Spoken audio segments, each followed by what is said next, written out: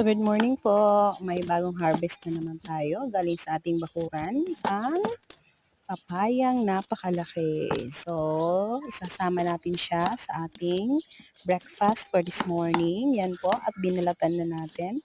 So kahit malaki siya, kaunti lang po lamang yung kanyang buto. Kaya nga every time na nag-harvest ako, sinisiguro ko talaga na maipon yung kanyang buto kasi sa bawat bunga niya kakaunti lamang yung buto. So para makapagtanim tayo ulit, kailangan natin yung buto ipunin para hindi na tayo bumili ng pangtanim. So para hindi siya mawala sa bakuran natin, kailangan natin mag-replant. Yung ano nito, yung kanyang mother plant is matanda na. So, kailangan natin mag-replant uli para may ma-harvest na naman tayo after how many months. So, kailangan po ngayon ng diskarte mga kumari, no?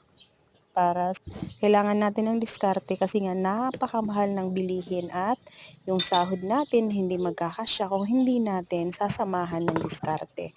So, ang pagtatanim po sa ating bakuran na isang paraan or isang diskarte ng bawat pamilya para tayo ay kumain or makakain ng masustansya at higit sa lahat para tayo ay makatipid. So, yan, isa po yan na ginagawa ko para makatipid, magtanim. So, kung may mga vacant na lots man lang tayo sa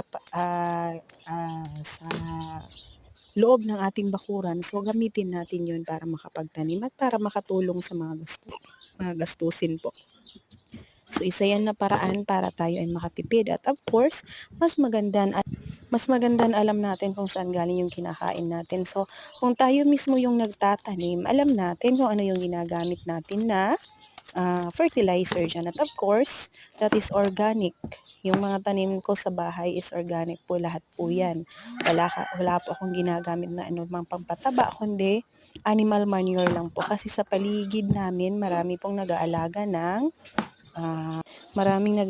ng baka, ng buffalo, ng kambing. So, yung mga manure nila yun, kinukuha ko para pampataba ng aking mga tanim.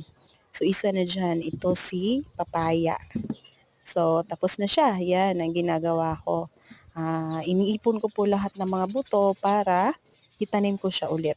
So, para hindi tayo maubusan ng stock. So, magre-replant tayo. So, para may maani tayo sa susunod.